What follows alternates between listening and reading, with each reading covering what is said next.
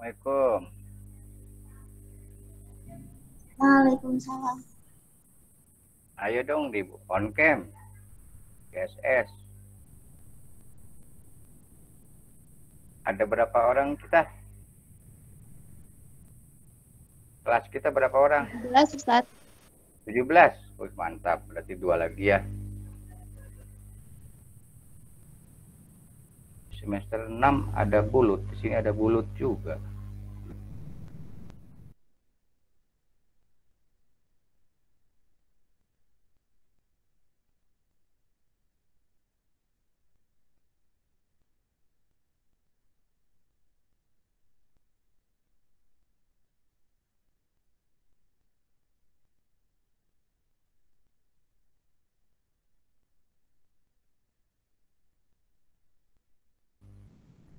Ya, on cam-nya, on cam, on cam.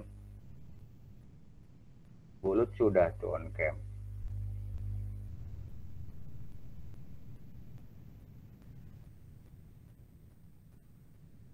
Siapa yang pakai laptop? Ada yang pakai laptop nggak? Tolong di SS. Masa pakai laptop nggak? Enggak, Ustaz, HP. Lutfi pakai laptop nggak? Lutfi ya? Biasanya. Pakai HP. Oh, Sabani? Sofi. Siapa? Sofi. Ada Masnya, bentar ya. Mana Sofi yang nggak ada?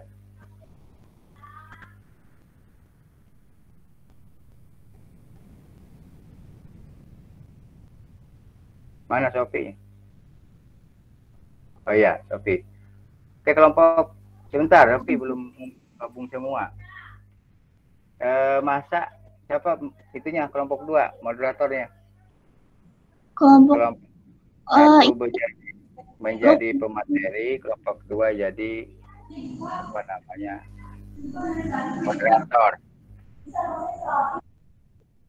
Moderator kelompok 2. Yang ini presentasi Lukman, Bumiatul, sama Lutfia. Ya, itu pematerinya kelompok 1 ya. Moderatornya kelompok 2, anggota salah satu kelompok 2. Nanti kelompok 2 pemateri kelompok 3. Kelompok 1 menjadi moderator kelompok terakhir gitu loh. Ya, silakan. Anggota kelompok 2 siapa? Masa. Saya. Siapa? Masya, Ustaz. Masya, Hilda. Sofi ya? Oh, Masa. Silakan, Sa. Iya.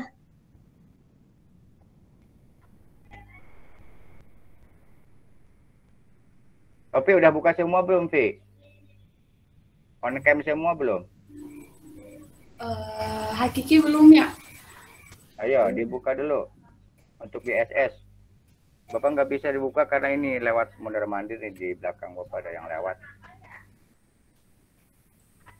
Kim, jangan jidatnya doang. Nasiro mana Nasiro? Masa jangan jidatnya doang, Sa? Masa. Yang sempurna tuh kayak Sofi. Hakiki mana? Kayak Ngumiatul. Atul ya, panggilannya Atul ya. Atul tuh kalau garuk-garuk tuh Atul, kata orang Sunda. Itu Atul, Ustaz. Oh, Atul, kira Atul. Nasiro, jangan jidatnya doang. Kurang mundur atau kurang apa tuh, kurang ke atas. Supaya Hilda posisinya pas. Kois. Jangan jidatnya doang deh.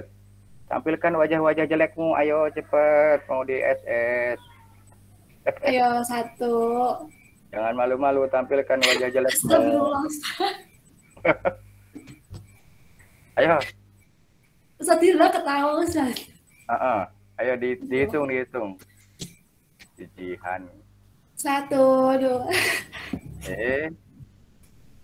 Ketawanya nanti lagi. Tampilkan wajah-wajah jeleknya. Hilda jangan ketawa. Sofi yang ketawa. Ustaz. Ya. 1, 2, 3. Dua kali. Astagfirullah, nggak kuat, Ustaz. 1, 2, 3.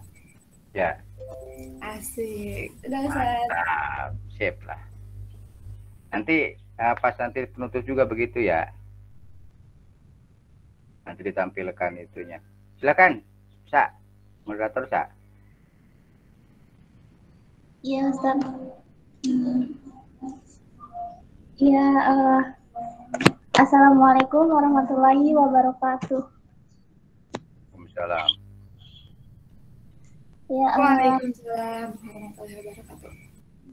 langsung saja untuk presentasi yang pertama akan dipresentasikan oleh kelompok pertama, yaitu dengan Lukman, Ukti Lutfia, sama Ukti Muniatul. Mari kita buka perkuliahan pada pagi ini dengan berbasmalah. Bismillahirrahmanirrahim. Ya, kepada kelompok 1 dipersilahkan. Marsa, diskusinya dibuka dulu oleh mudarisnya. Oh Kasih iya. pengantar atau nggak mau dikasih waktu tak Bapak tak? Kalau enggak ya sudah. Iya ya. Ya, kepada Ustadz Maman dipersilahkan. Baik, terima kasih. Tetap tampilkan wajah-wajahmu. Assalamualaikum warahmatullahi wabarakatuh. Waalaikumsalam. Oh, itu Ajam efek ini PPKM tuh rambutnya sampai gondrong begitu si Ajam. Ya, efek PPKM itu biasanya pipinya cabi gitu loh. Ini rambutnya yang panjang. Oke, nanti kalau offline itu tidak boleh orang tarbiyah rambutnya panjang. Ya Jam. Oke Jam. Ya Ustaz. Tercukur siap. Oke. Gini. Nanti perjalanan diskusi seperti ini ya, setiap pertemuannya. Jadi pertama dibuka dulu oleh Bapak sendiri, kemudian nanti diserahkan, nanti join lagi pas penjelasan materi menjelang akhir, ya. Biasanya 20 menitan lah, 20 menitan menjelang akhir atau 30 menit menjelang akhir, itu kita join lagi di JM. Kalau diskusinya silakan mau di JM atau mau di GCR, ya dikoordinir oleh PJ dan moderator gitu loh. Nah kebetulan di tarjamah ini kita ingin belajar secara teoritisnya dulu, teorinya. Oleh karena itu sampai UTS itu kita akan berdiskusi dulu sesuai dengan topik masing-masing. Hari ini kita bahas apa di topiknya? Apa, Sa?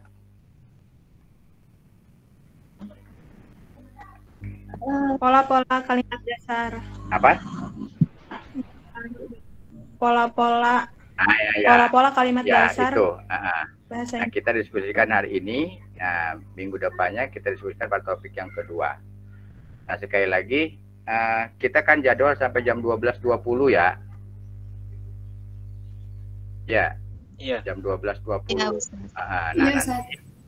Nanti pada pertemuan akan datang jam 12:10 atau lambat-lambatnya jam 12. Pas selesai diskusi, kemudian kita join untuk ada pendalaman materi dari Bapak sendiri. Bisa dipahami? Bisa dipahami? Iya, bisa Ustaz. Oke. Bentar.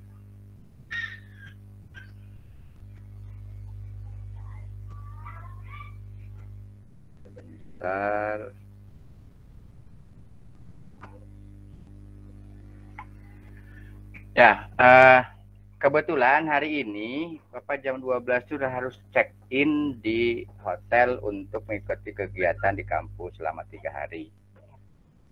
Jadi kita hari ini tidak sampai jam 12 diskusinya ya. Jam 11 lewat 35 ya atau 40 kita join lagi di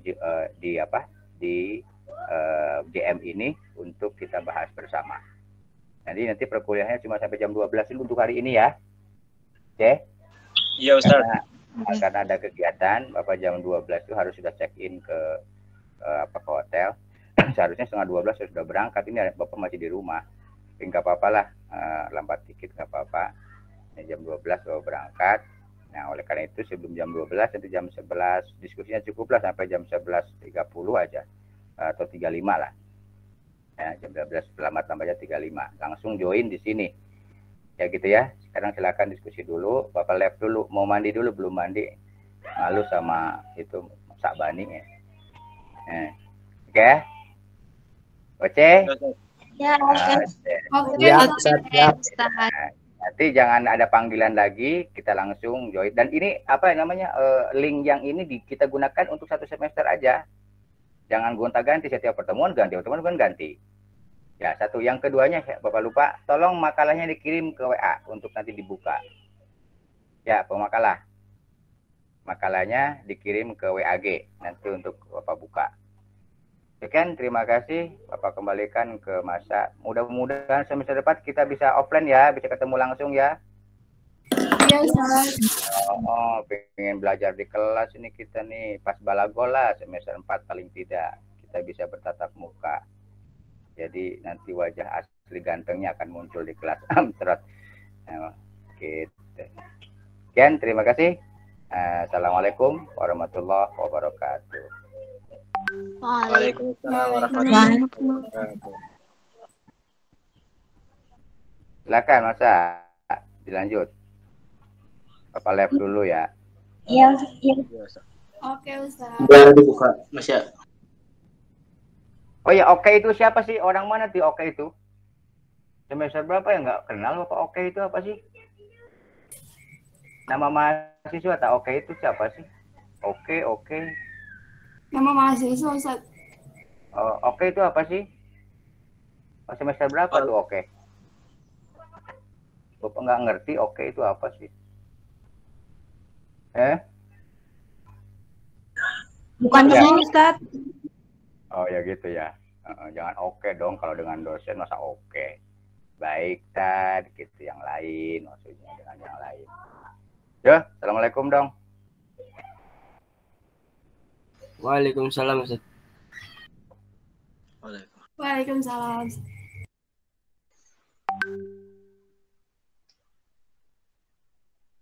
Gimana nih? Jadi buka. Masya. Apa nih perkenalkan? Ya, mulai aja. Oh, udah mulai. Oke. Bismillahirrahmanirrahim. Assalamualaikum warahmatullahi wabarakatuh. Waalaikumsalam. Waalaikumsalam warahmatullahi wabarakatuh. Alhamdulillahirrahmanirrahim. Wassalatu wassalamu ala asrafil anbiya wal mursalin wal awliya wassalihin wassabihin ajma'in. Alhamdulillahirrahmanirrahim. Kami pada kesempatan hari ini dari kelompok 1 ingin mempresentasikan tentang pola-pola kalimat dasar bahasa Indonesia dan bahasa Arab. Baiklah, yang akan pertama kali menyampaikan materinya adalah Masya. Masya sih? Mumiatul. Kepadanya dipersilahkan. Iya. Lutfia ya? Oh ya, Lutfia dulu. Lutfia, silakan ya. Belum bangun. Iya. Nggak lihat skenario. Ya, Baik, terima kasih kepada moderator yang telah mempersilahkan. Baik, di slide yang pertama yaitu kita akan membahas tentang pola-pola kalimat dasar bahasa Indonesia. Nah, pengertian kalimatnya sendiri itu kalimat merupakan rangkaian kata yang dapat mengungkapkan gagasan, pikiran, atau perasaan. Kalimat merupakan, kecil banget tulisannya.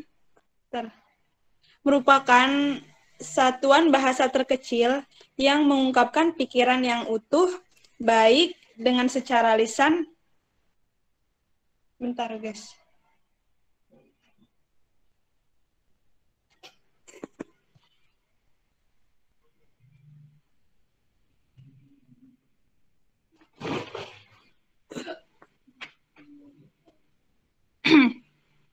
Nah, ulangi.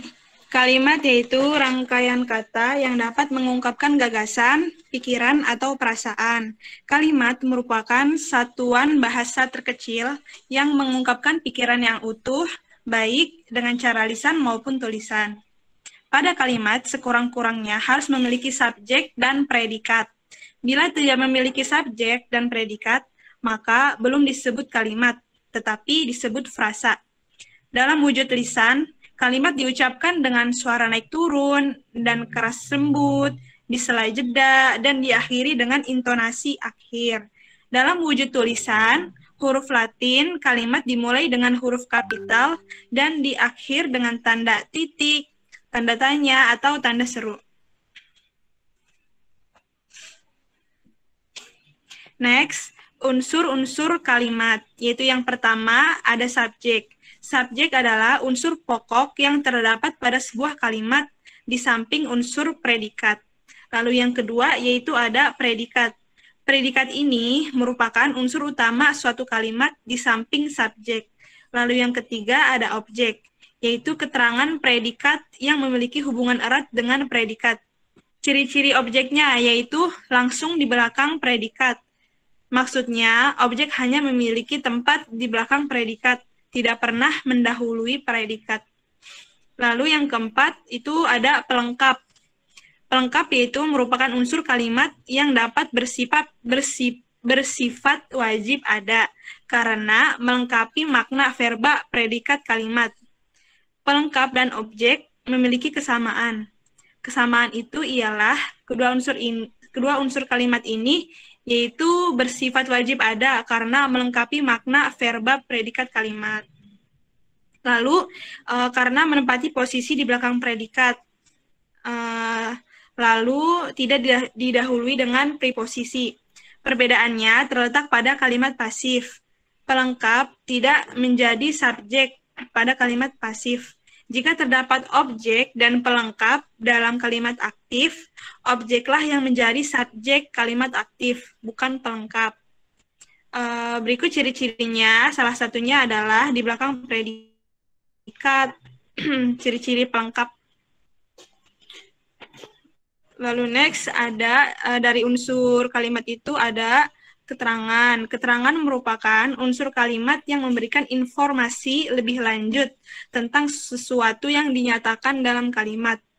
Keterangan yang berupa frasa ditandai oleh preposisi seperti di, ke, dari, dalam, pada, kepada, tentang, oleh, dan untuk. Keterangan yang berupa anak kalimat ditandai dengan kata penghubung seperti ketika, karena, meskipun, supaya, jika, sehingga. Berikut ada beberapa ciri unsur keterangan. Yaitu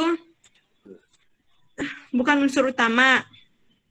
Lalu tidak terikat posisi. Terus keterangan tempat, ada keterangan cara, keterangan alat, keterangan sebab, keterangan tujuan, keterangan aposisi, keterangan tambahan, keterangan pewatas, seperti itu. Baik, slide selanjutnya akan dijelaskan oleh Mumiatul. Akan saya kembalikan kepada moderator. Oke, terima kasih kepada pemateri pertama atas penyampaiannya. Baiklah, beranjak ke materi berikutnya yang akan disampaikan oleh Ukti Mumiatul. Padanya dipersilahkan. Baik, terima kasih. Selanjutnya ada ciri-ciri kalimat. kalimat diucapkan dengan suara turun dan keras lembut, ditunda dan diakhiri dengan infleksi. Dalam wujud tulisan kalimat diakhiri dengan huruf kapital dan diakhiri dengan tanda titik, tanya atau tanda seru. Selain itu, di dalam kalimat bisa terdapat berbagai tanda baca seperti koma, titik dua, tanda pisah, dan spasi. Tanda titik, tanda tanya, dan tanda seru sepadan dengan intonasi akhir dalam kalimat lisan. Sedangkan tanda koma, tanda titik koma, titik dua, tanda pisah sepadan dengan jeda. Selanjutnya pola-pola kalimat dasar dalam bahasa Arab. Jenis pola kalimat dalam bahasa Arab. Bentuk kalimat bahasa Arab ada yang tunggal atau mufrad dan majemuk. Berdasarkan ada tidaknya subjek pun, kalimat dalam bahasa Arab dibagi jadi kalimat aktif dan kalimat pasif. Elemen-elemen penyusun kalimat yang pertama ada subjek atau kata yang diterangkan adalah fokus utama pembahasan kalimat, karena kita akan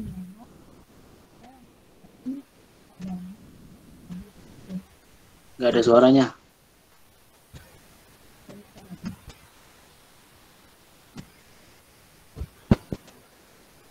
Emang nggak ada suaranya? Nah, itu baru ada. Ada kok. Dari tadi ada nggak? Nggak ada. Tadi sempat nggak ada. Ada, Mi. Ada ya. Lanjut yang kedua, musnad atau predikat.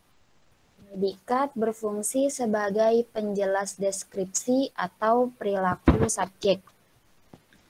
Kalimat bahasa Arab berdasarkan bentuk. Yang pertama, kalimat tunggal. Kalimat tunggal adalah kalimat yang tersusun atas suatu klausa atau subjek dan satu predikat. Yang pertama, Afwan, Mia, suaranya kejauhan.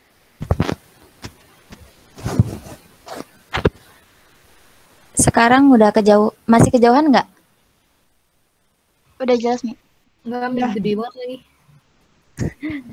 Yang pertama, jumlah ismiyah adalah kalimat yang dimulai dengan isim atau kata benda. Adapun pola kalimat ini, yang pertama mubtada atau isim sebagai kata pendahuluan kalimat, ditambah khobar, sejenis predikat atau berita dari mubtada.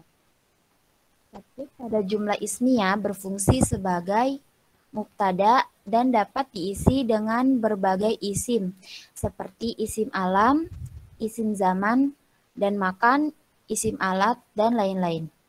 Dalam posisi khobar, biasanya ada 3 tipe kata yang dapat mengisinya, yaitu isim.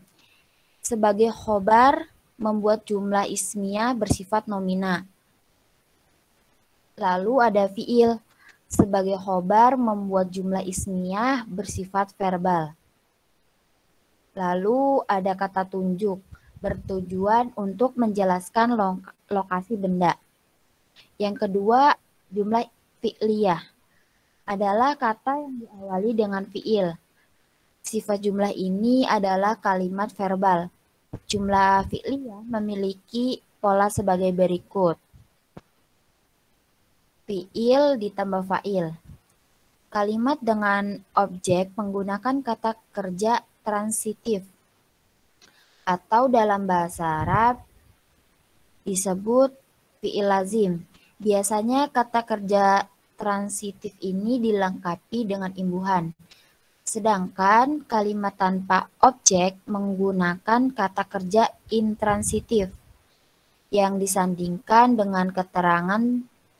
Titik berat kalimat ini terletak pada keterangannya. Nah, ada kalimat majemuk atau jumlah al-markabah. adalah kalimat yang memiliki dua klausa. Hubungan antar dua klausa ini dibentuk oleh konjungsi atau kata sambung. Hubungan antar dua klausa ini dibentuk oleh konjungsi. Adapun jenis-jenis kalimat majemuk dalam bahasa Arab sebagai berikut. Yang pertama ada jumlah al-markabah, setara. Menunjukkan derajat yang sama, biasanya disebut dengan kata sejenis dan. Pola kalimatnya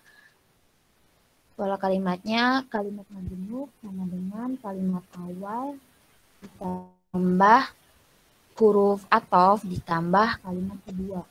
Adapun konjungsi yang berlaku untuk kalimat majemuk ini, yang pertama ada konjungsi dan atau wau, berfungsi sebagai dan dalam kalimat majemuk yang menyatakan penambahan jumlah. Selanjutnya ada konjungsi kemudian atau summa, berfungsi sebagai kemudian dalam menyatakan kegiatan atau melakukan kegiatan. Selanjutnya ada konjungsi atau pada level setara, digunakan dalam perbandingan atau pemilihan antara Suaranya hilang, jauhan. Iya, suaranya hilang lagi. Iya, sekarang udah ada. Udah ada belum? Dah. Ada. Dah. Selanjutnya konjungsi atau Aduh. Jauhan lagi. Selanjutnya konjungsi Nah. atau pada level setara digunakan dalam perbandingan atau pemilihan antara dua kalimat.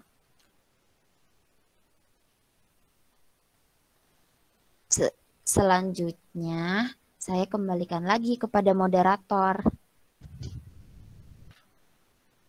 Oke, terima kasih kepada pemateri yang sudah menyampaikan. Selanjutnya akan dilanjutkan oleh Muhammad Lukman Al-Ramdhani. Padahal dipersilakan. Yang mana nih? Nih. Baik. Kalimat majemuk bertingkat merupakan kalimat yang terdiri dari satu klausa utama dan satu klausa anak sebagai penjelas.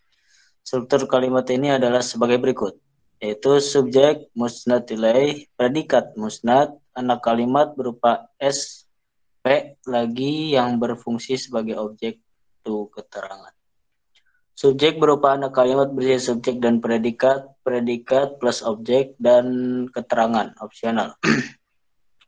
Subjek plus predikat berupa anak kalimat berisi subjek dan predikat plus objek dan keterangan opsional. Kalimat bahasa Arab berdasarkan subjek, yaitu kalimat aktif, maklum atau yang disebut dengan maklum, adalah kalimat yang memiliki subjek. Pola kalimat ini adalah subjek, predikat, objek, dan keterangan. Kalimat pasif majhul adalah kalimat tanpa subjek dan biasanya menggunakan fiil majhul kata kerja pasif. Pola kalimat ini adalah predikat, kata kerja pasif, objek yang menjadi subjek, dan keterangan. Baik, selanjutnya. Nah, kalimat bahasa Arab berdasarkan makna. Kalimat berita berfungsi untuk mengabarkan sesuatu dengan cara netral. Polanya adalah S plus P, S plus P, plus P plus O, S plus P plus K, atau SPOK dan variasinya. Kalimat tanya berfungsi untuk mendapatkan informasi. Polanya adalah kata tanya plus pola dasar kalimat netral. Kalimat seru bertujuan untuk mengungkapkan kekaguman atau perintah. Polanya sama dengan netral, hanya saja menggunakan predikat berupa fi'il amr. Kalimat negatif yang sifatnya memberikan pandangan negasi dari kalimat lainnya. Ciri-cirinya menggunakan kata bukan atau jangan. Polanya adalah la, bukan atau jangan artinya. Plus pola kalimat netral hanya saja fi'il yang digunakan adalah fi'il nahi. Ya, itu termasuk fi'il nahi ya, kalimat negatif. Perbedaan kalimat bahasa Arab dan bahasa Indonesia. Nah, di sini apa sih perbedaannya? Yang pertama, teks bahasa Indonesia mengikuti cara penulisan huruf Latin pada umumnya, yaitu ditulis dari kiri ke kanan, sedangkan bahasa Arab ditulis dari kanan ke kiri. Yang kedua, huruf-huruf Arab ditulis saling menyambung membentuk sebuah kata. Dalam bahasa Indonesia juga mengenal gaya penulisan bersambung, namun lebih sering kita menjumpai gaya penulisan terpisah.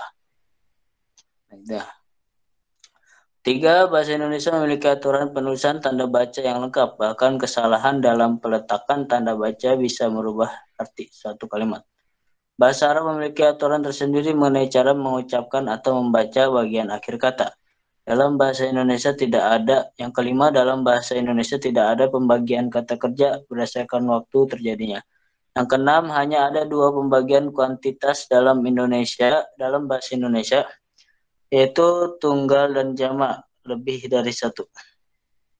Yang ketujuh, dalam bahasa Arab dikenal adanya pengelompokan kata ke dalam feminim dan maskulin yang tidak kita jumpai dalam bahasa Indonesia. Feminim dan maskulin itu contohnya ini apa? Rijal, nisa. Gitu. Domir untuk perempuan, domir untuk laki-laki. Kata tunjuk dalam bahasa Indonesia bisa diletakkan sebelum atau sesudah kata benda. Namun dalam bahasa Arab, kita lebih sering melihatnya sebelum kata benda. Pembentukan sebuah kalimat bahasa Indonesia tidak rumit karena tidak membutuhkan kesesuaian antar kata. Bahasa Indonesia sering menggunakan pola kalimat SPOK, subjek, predikat, objek, keterangan. Atau dalam bahasa Arab kita menyebutnya sebagai jumlah ismiah. Kalimat pasif bahasa Indonesia lebih sering menyebutkan subjek pelakunya, sedangkan kalimat pasif bahasa Arab jumlah majhul sangat jarang menyebutkan subjeknya. Lanjut. Oke, baik. Cukup sekian dan terima kasih dari materi-materi kita pada hari ini. Kalau ada kekurangan mohon dimaafkan. Baik, saya kembalikan kepada kalian jika ada yang ingin bertanya. Persilahkan.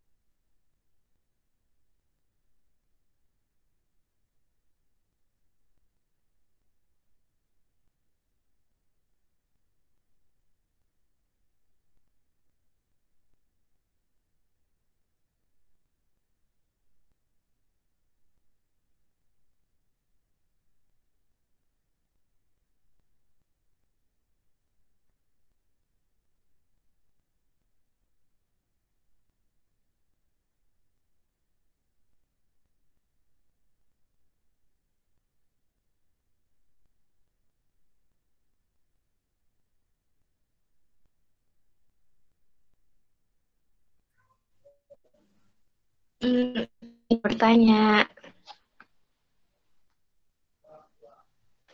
Ya, Nurul.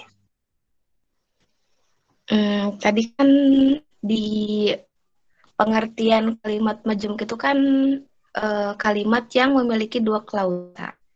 Nah, klausa itu apa? Terus dalam bahasa Arab dikenalnya apa? Begitu, Lukman. Oke, Digas belum ditampung. pertanyaan.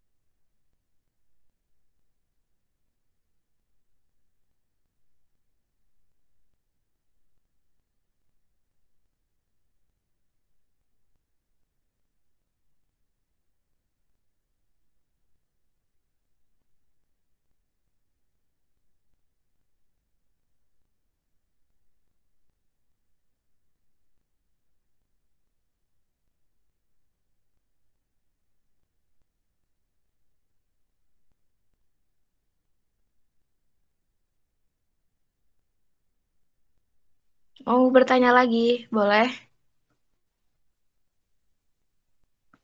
Ya, borong. Ya. Sok. Itu kan tadi apa ya, bentar. Jumlah majemuk itu kan kalimat majemuk itu kan ada dua. Yang setara ya, yang setara sama satu lagi yang bertingkat. Nah, di situ kan baru yang setara sama yang bertingkat belum ada contohnya ya, baru kayak strukturnya gitu kan, jumlah awal, harful fi. Nah, kasih contohnya. Bisa dikasih contohnya gitu. Itu slide berapa? Slide berapa ya? Itu kalau di HP. 89. Iya, 89.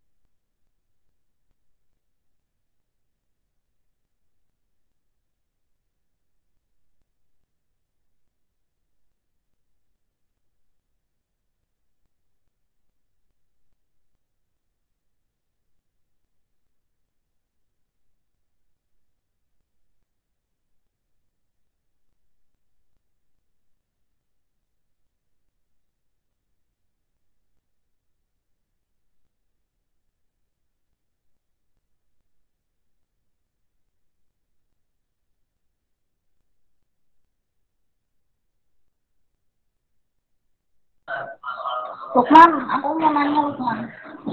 Ya, bentar. Mau jawab dulu bentar ya. Oke, jadi klausa itu Nurul ya. Yang pertanyaan pertama, klausa itu adalah suatu susunan kalimat gramatikal yang terdiri dari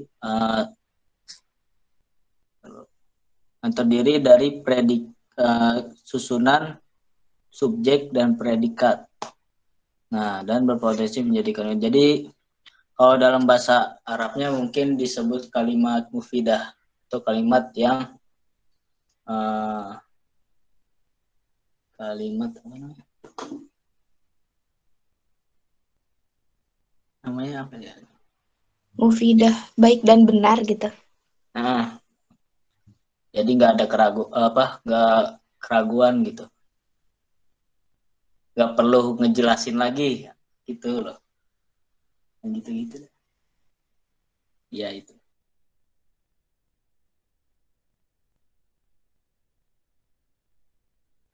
Jawab kan Nurul? Apa masih kurang? Udah. Oke. Tinggal contohnya berarti ya. Contohnya juga. Itu yang tadi contoh dari Oh, apa namanya? Tadi yang kedua apa? contoh dari kalimat majemuk apa ya tadi? Kalimat majemuk setara dan kalimat majemuk bertingkat.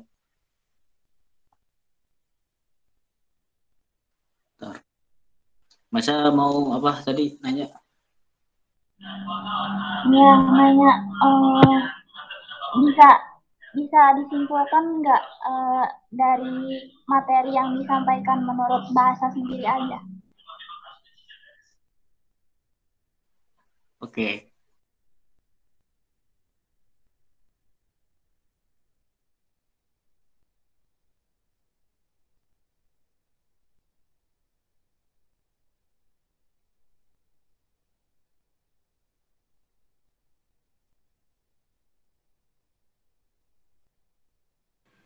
Coba jawab punya Nurul ya. Yang contoh dari kalimat majemuk setara ya. Contohnya itu mau contoh apa? Arab, Indonesia aja ya. Indonesia apa Arab? Dua-duanya. Ya, kalimat majemuk yang setara itu biasanya kan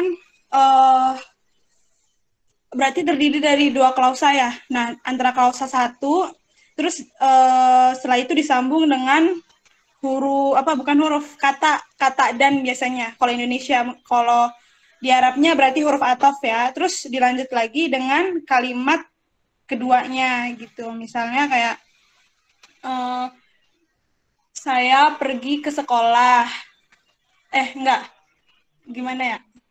Saya pergi ke sekolah dan ibu saya belanja ke pasar gitu. Setara dan gitu. Berarti anak adhabu fil madrasah wa ummi yadhabu ila suq gitu. Jadi di setara. Jadi kata penyambungnya itu huruf ataf dan klausa pada majemuk setara menunjukkan derajat yang sama, biasanya disambung dengan kata sejenis dan seperti itu. Bisa dan, bisa tuma, banyak sih sebenarnya. Itu yang setara.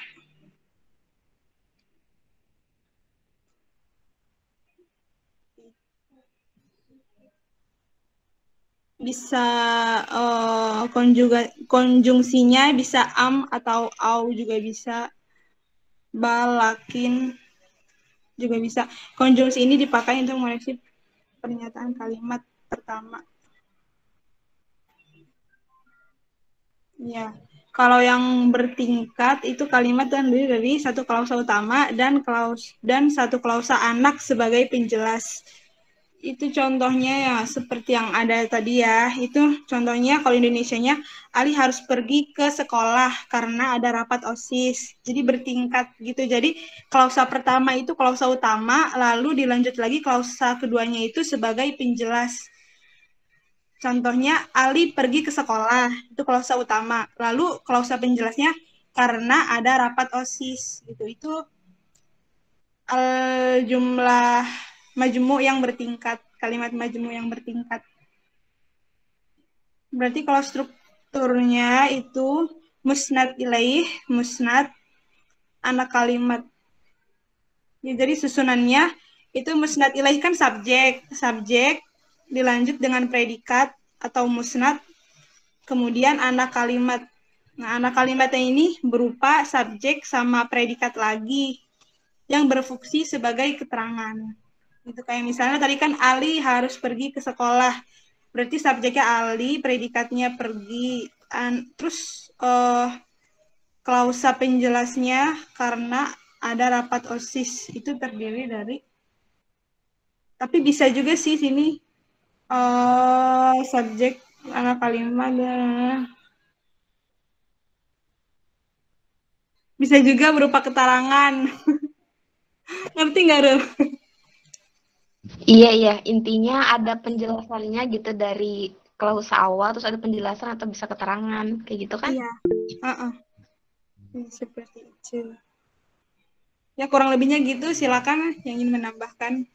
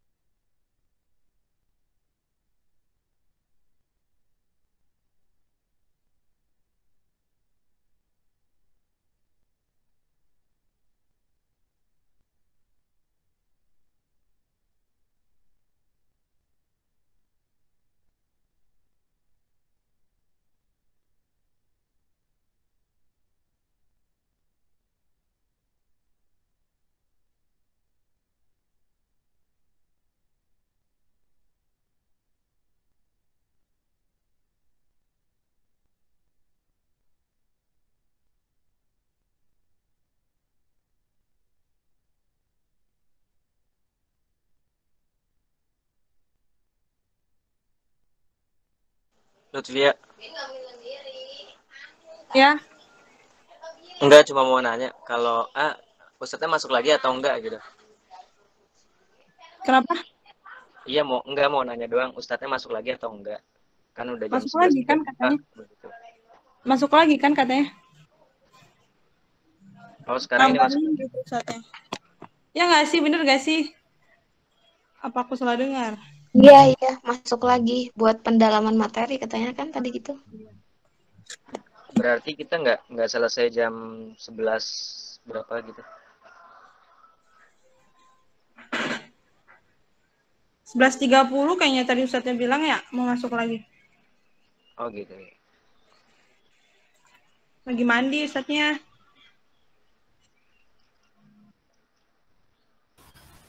Oke. Lutfia, Ya, ini kan di sini kan ada jumlah apa al-markabah ya. Markabah kan ini memiliki 2 klausa. Nah, ini kan yang pertama adalah markabah setara. Kan di sini contohnya al-jumlah markabah sama dengan al-jumlah awal tambah huruf atau terus lagi jumlah tsaniyah. Contohnya gimana, Fi? oh itu yang tadi loh, Peh.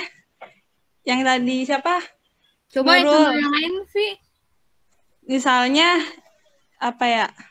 Misalnya kayak ini loh, kalau Indonesianya ya, Indonesia dulu biar gampang. Itu kan setara, jadi huruf atof pakainya. Tapi bisa pakai summa juga sih di sini. Misalnya Arifah pergi ke pasar dan siapa? Dan adiknya pergi ke sekolah. Itu kan berarti kalimat pertamanya itu Arifah pergi ke pasar. Al-jumlah ula, jumlah kalimat pertama.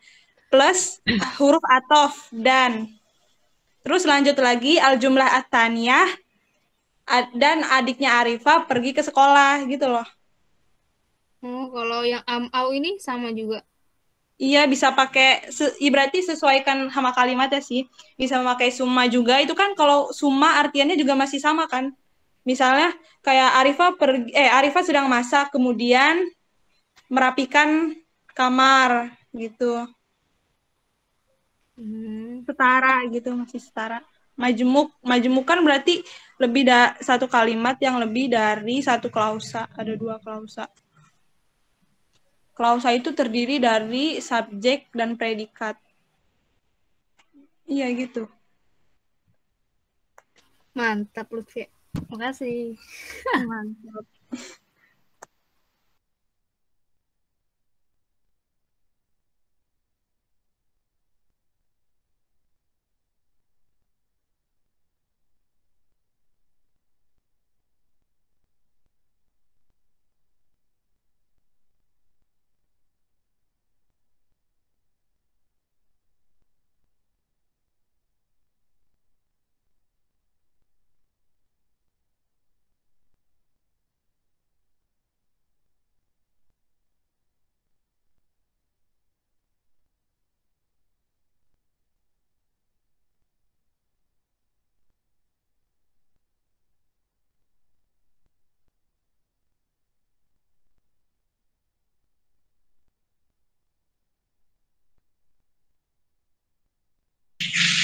Itu Ustaznya ngetik apa sih? Ayo kita join, bukannya udah dari tadi di mute ya?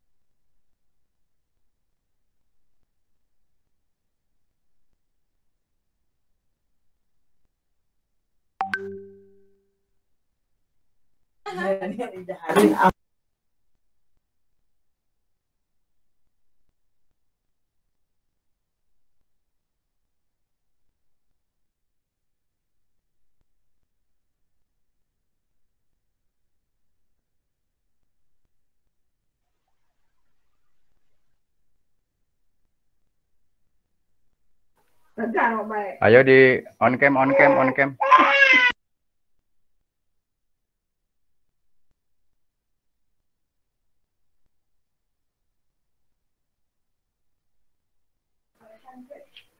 Ya, kita mulai. Ayo on cam. Mana itu apa namanya moderatornya? Masa, silakan. Mau langsung aja tah, Bapak. Ya, boleh Ustaz langsung.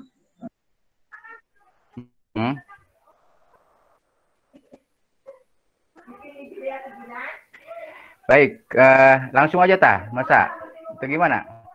Ya Ustaz, boleh langsung saja. Buka dulu deh, nggak? Oke. Kena waktu ya. Baru selesai ini nyiapinnya. Baik, ini kan terjemah 2 ya. Kalau udah terjemah 2 berarti pernah belajar terjemah 1 kan? Kalau terjemah 1 Indonesia Arab, Arab Indonesia ya. Kalau sekarang Indonesia Arab. Ingin tahu sebenarnya apa sih terjemah itu? Apa mau ngasih keterangan? atau penjelasan. Apa sih terjemah itu?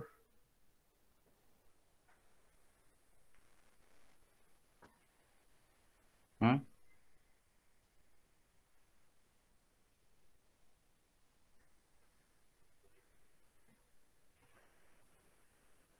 Terjemah adalah memindahkan Gimana, pokok Nurul? pikiran. Iya, Sat. Terus? Suaranya masuk gak? Masuk ya? Iya, jelas. Gimana, Nurul? Terjemah adalah memindahkan pokok pikiran atau gagasan dari bahasa sumber ke bahasa sasarannya. Bagus. Oke, itu berangkat dari situ loh. Kalau sebenarnya Bapak sudah usul ke pihak jurusan atau prodi PBA di Al-Aziz ini sangat terlalu dini ya. Terlalu dini kalau semester 2 ini sudah belajar terjemah. Ini semester 2 kan? Semester 4? Semester 4 ya?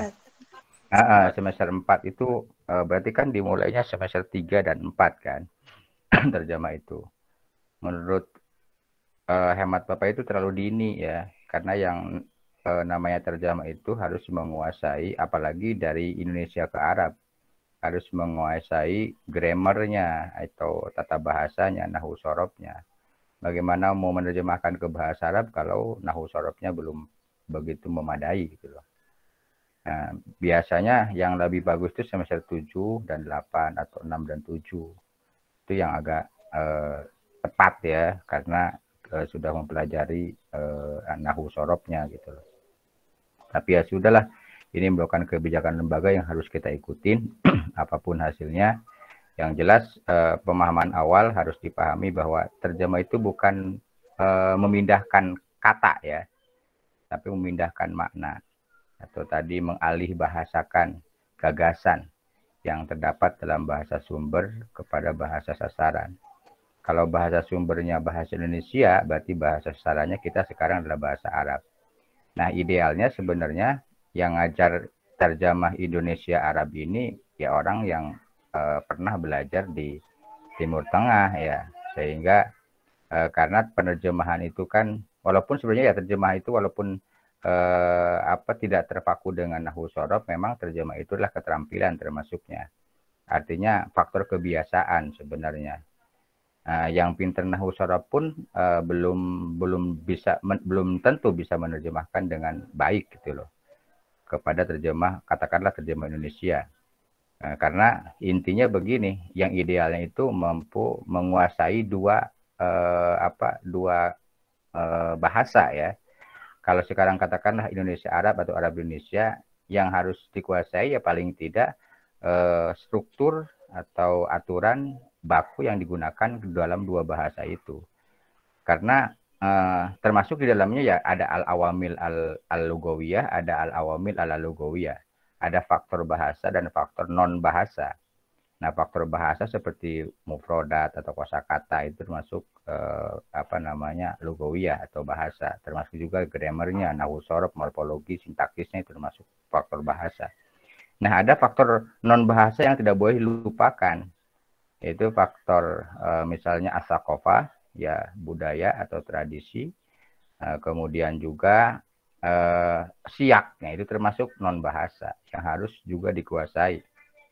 Seperti begini, kebiasaan orang Arab itu kalau kita kan mengungkapin siang malam ya nggak, siang malam kan, ya kita belajar atau bekerja siang malam kata gitu, kita nyebutnya siang malam.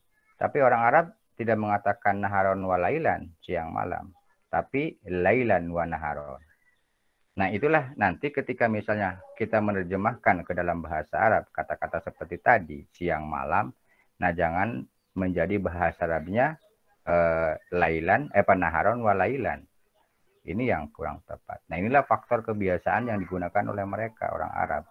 Begitu juga sebaliknya ketika menerjemahkan lailan wa naharon, dalam bahasa kita jangan malam siang, karena kebiasaan kita ungkapannya adalah siang dan malam.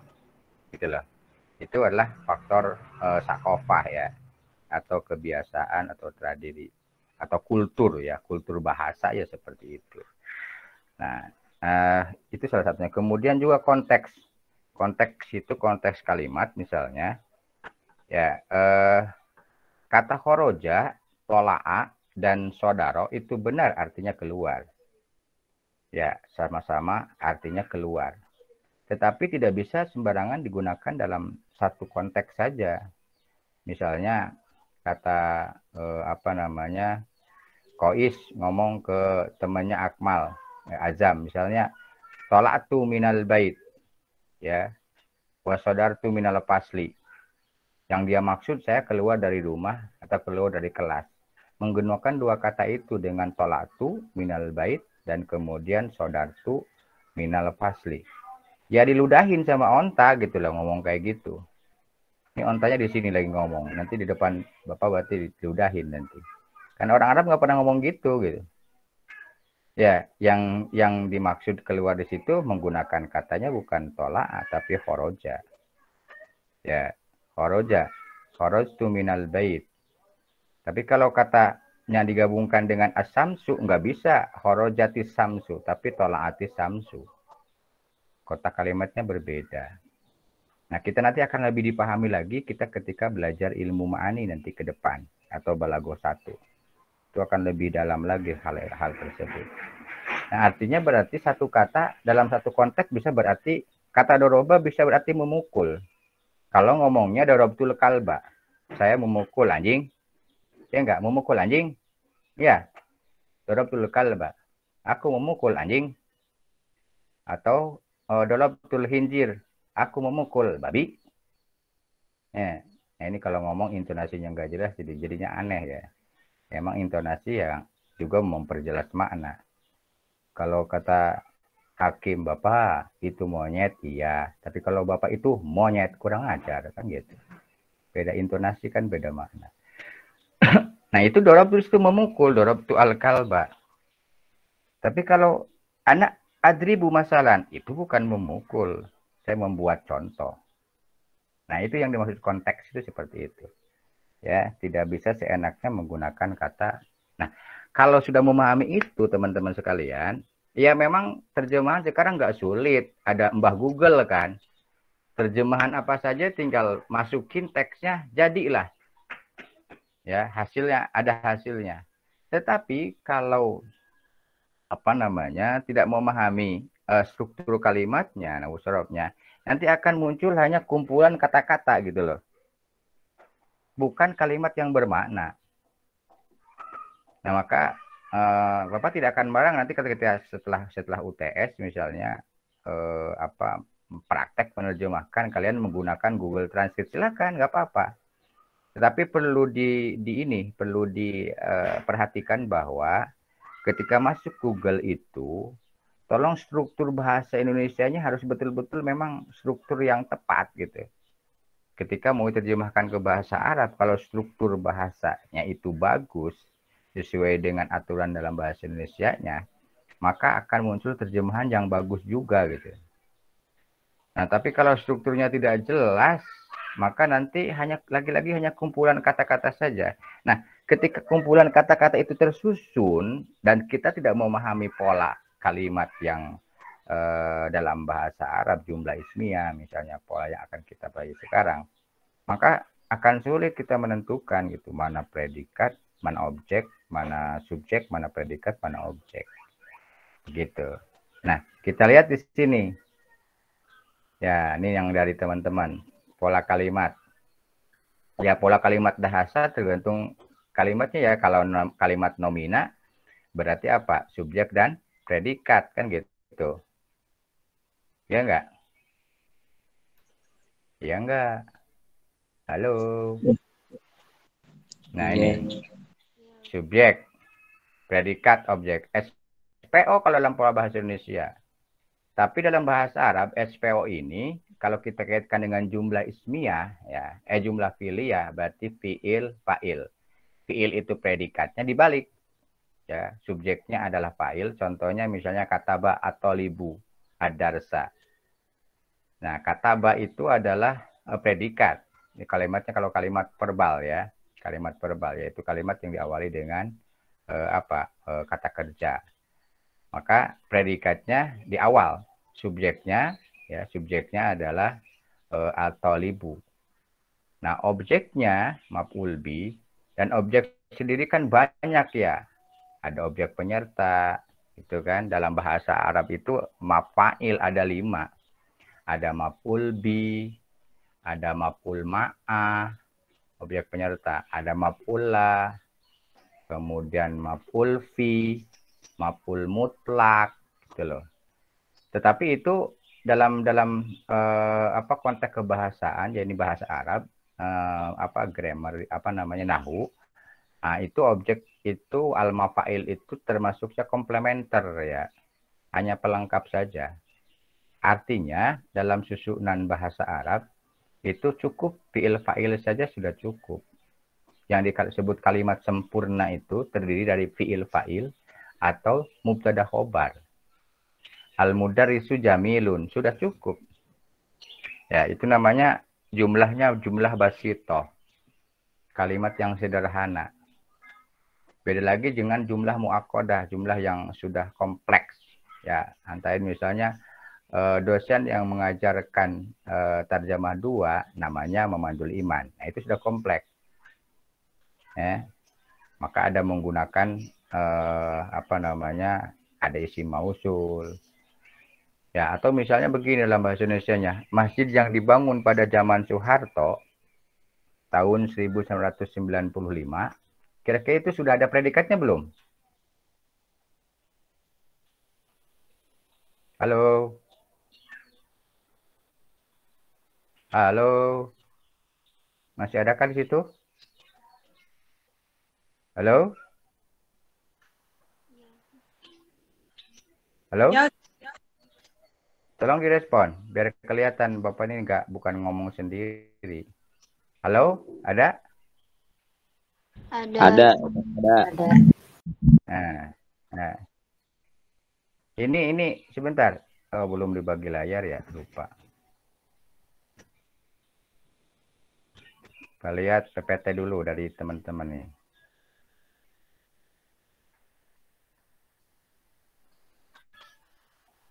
Sudah ada? Sudah ada belum? Ada. Sudah, Ustaz. Ya, oke. Nah, itulah. Jadi, kalau coba tebak di sini, tolong ditebak. Sudah sempurnakah kalimat yang tadi? Masjid yang dibangun pada zaman Presiden Soeharto tahun 1995. Sudah ada predikatnya belum? Belum. Ya kan?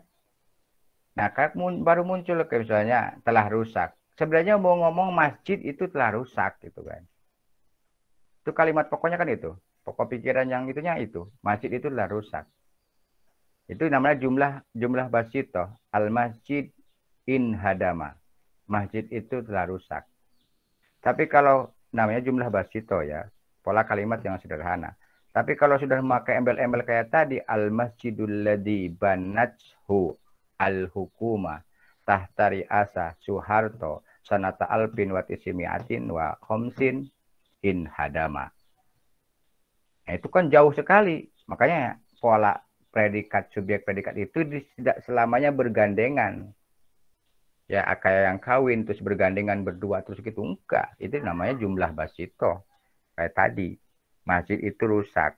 Muhammad itu seorang rasul. Muhammadun rasulun. Nah, itu kan kalimat sederhana. Nah, jadi maksudnya, tolong pahami, subjek predikat itu tidak selamanya bergandengan. Ya, tapi bisa saja berjauhan.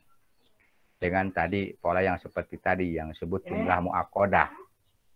Ada apa? Ada adjektifnya. Ya, atau kata sifatnya. Masjid yang dibangun pada pemerintahan zaman Soeharto. Nah, itu panjang sekali. Baru muncul predikatnya telah rusak. Itu ya. Sekali lagi, akhir dari penjelasan ini sebenarnya pahami tolong pola SPO ini ada 2 bentuk dalam bahasa Arab. Bisa menjadi SP ya, SP dulu, subjek predikat. Bisa dalam susunan jumlah ismiyah, bisa juga dalam susunan jumlah fi'liyah. Tentu jumlah ismiyah berarti mubtada khobar. Ya, jumlah fi'liyah itu berarti fi'ilan fa'il. Itu sudah dianggap cukup. Nah, kalau misalnya mau pakai objek, ya berarti adanya di jumlah fi'liyah. Ya, adanya jumlah fi'liyah yaitu maf'ul bi. Nah, kalau objek. Ya, ada juga maf'ul yang lain. Ya, cuma yang perlu diketahui juga bahwa tentu ketika membuat pola jumlah ismiyah kan ada persyaratan tertentu ketika berposisi sebagai mubtada. Al-mudarrisu jamilun wa talibu qabihun. Al-mudarrisu jamilun. Nah, ini al-mudarrisu di situ kan harus apa? Berbentuk isim ma'rifat gitu loh. Ya kan? Al-mudarrisu jamilun, mudarris harus bentuk dari isim ma'rifat. Tahu isim ma'rifat? Apa isim ma'rifat? Apa saja isim ma'rifat? Gimana? Apa bukan lagi ceramah, ini lagi diskusi. Nah, Nama siapa orang. yang tahu? Apa? Nama Apa lu? orang. Bisa nama orang. Nama orang. Nama orang, apa lagi? Terus biasanya diawali dengan alif lam. Isim alam ya. Nama orang, nama apa lagi? Nama tempat. Ya, masuk nggak? Biasanya diawali huruf alif lam. Iya, itu. Yang kedua. Yang pertama dulu. Isim alam. Nama orang. Ya, Mamandul Iman. Kois. Apalagi? Hakim. Itu isim alam. Juga nama tempat. Surabaya. Ya kan? Surabaya, Jakarta, Pekalongan, Semarang. Hurufnya ada berapa tuh? Surabaya. Ya enggak? Ada yang mangap. Awas, ada yang mangap. Ketahuan. Ada yang mangap. Ya, nama orang. Nama tempat. Nama binatang masuk enggak? Masuk. Masuk. Contohnya apa?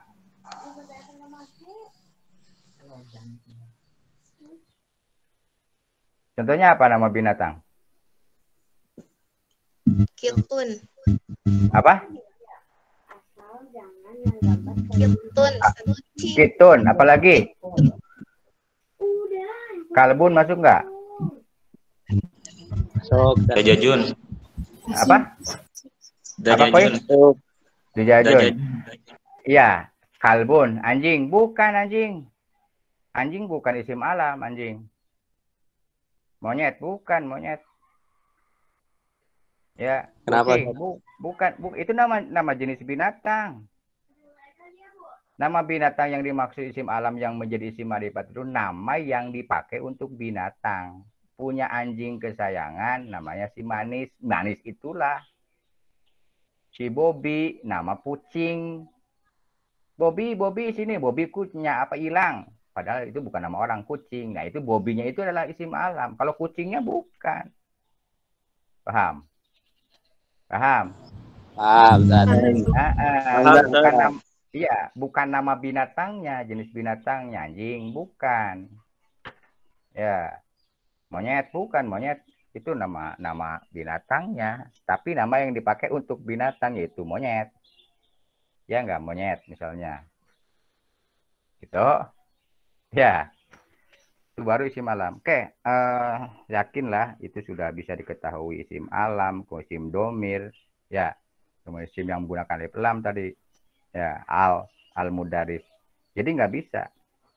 Nah, tetapi itu ketika mubtadanya memang diletaknya di awal. Tapi kalau mubtadanya terletak di akhir, yang disebut mubtada muakhor, maka tidak boleh menggunakan alif lam. Beda loh al-mudarrisu fil fasli dengan fil fasli mudarrisun. Itu beda maknanya. Ada yang tahu? Al-mudarrisu fil fasli dengan fil fasli nggak boleh al-mudarrisu tapi mudarrisun, tidak boleh menggunakan alif lam. Beda nggak maknanya al-mudarrisu fil fasli dengan fil fasli mudarrisun? Beda. Beda. Nah, apa bedanya? Luk. Apa Luk? Ayo, apa bedanya? Ada yang tahu? Yang bisa apa kasih tahu nih 100.000? Benar. Nih dikasih tahu, ini 100.000. Iya, tahu Ustaz, 100.000 itu. Oh ya benar, dikasih tahu kan? Iya, bukan dikasih. Ya, apa? Apa bedanya, Luk? Apa bedanya? Ini kita berbicara Kalau gimana? Al-Mudarisu masih kalau Al-Mudarisu berarti hanya guru tertentu gitu. Hanya ada alif lamnya. Ma'rifat. Oke. Ya. Kalau Mudarisun itu nakiroh. Jadi betul. Masih umum gurunya. Oke, pertanyaannya tadi kan mubtada harus pakai isim ma'rifat. Boleh nggak mubtada isim nakiroh? Boleh nggak? Menggunakan mubtada. Kan tadi kata harus isim ma'rifat kan? Iya kan? Mubtada harus isim ma'rifat kan? Iya, harus isim ma'rifat. Pertanyaannya boleh nggak kalau menggunakan isim nakiroh? Enggak. Nah, boleh kalau mubtadanya diakhirkan. Bahkan harus nakiro. Ya. Iya kan? Bahkan harus nakiro. Tuh. Dari sisi bentuknya betul kata Lukman tadi. Kalau al-mudarisu udah pasti tertentu. Ya, kalau itu masih umum. Tapi ada ya, kalau dibalik itu mengandung ilmu balaghah di situ, ada penghanyaan. Jadi memaknainya kalau al-mudarisu fil fasli, dosen itu tidak ada di kelas. Dosen itu tidak ada di kelas. Hanya menyatakan bahwa memang dosen itu tidak ada di kelas. Tapi kalau fil fasli mudarrisun, di kelas tidak ada seorang guru pun. Seorang guru dari nakiro. Jadi sama sekali tidak ada gitu loh. Nah itu makna yang lebih dalamnya. Nanti kita belajar ilmu ma'ani ya ke depan. Baik, jadi alhamdulillah sudah bisa. Jadi intinya pada prinsipnya mubtada harus isim ma'rifat, tapi pada konteks tertentu, pada situasi tertentu boleh menggunakan isim nakiro. Di depan juga boleh. Mubtada yang di depan bukan mubtada muakhor, tapi harus menggunakan sifat nakiroh mausufah itu boleh. Contohnya mudarrisun jamilun fil fasli. Seorang guru yang ganteng, dosen yang ganteng ada di kelas. Nah, itu boleh. Mudarrisun jamilun fil fasli. Seorang dosen yang ganteng ada di kelas. Itu ya. Oke, itu saja. Bisa dipahami insya Allah. Ya, bahwa pola ini sekali lagi. Subjek predikat ada di jumlah ismiyah, ada dalam jumlah fi'liyah. Itu intinya ya. Nanti kita praktek pada penerjemahan ketika diawali setelah UTS. Contoh jumlah ismiyah misalnya al-mudarisu jamilun tadi. Kalau jumlah fi'liyah takallama al-mudarisu. Nah, itu termasuk pola SP. Oke. Gitu. Ada yang mau tanya? Mudah-mudahan tidak ada karena memang harus berangkat ke check-in ke hotel. Ya. Ya, cukup. Oh iya, Sofi. Ya Sofi, di itu dulu, di SS dulu. Lagi Ustaz. Di SS dulu. Udah. Iya, untuk penutup emang begitu kalau di Ajaitun ada pembuka tadi 2 kali. Sebentar, munculkan dulu teksnya. Ada penutup itu 2 kali juga. Jadi SS-nya di awal dan di akhir. Nah ini, sudah ada belum? Belum. Sudah, Ustaz. Sudah.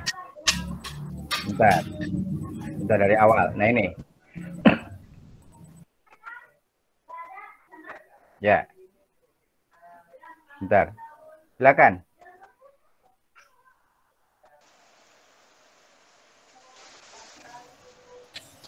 Apa sih di screen? Gimana nih?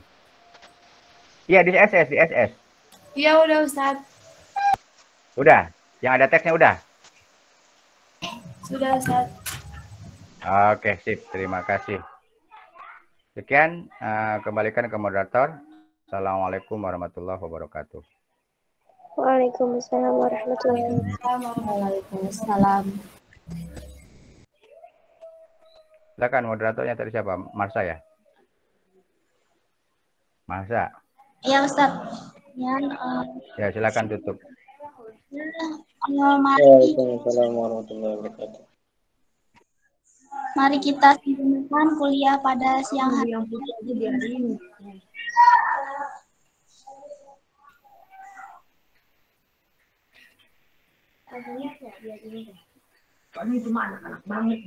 Udah, Sa? Artinya kurang jelas, Mas ya. Oh ya. Mari kita sempurnakan kuliah pada siang hari ini dengan adalah. Alhamdulillahirrahmanirrahim. Ya, assalamualaikum. Waalaikumsalam. Afwan.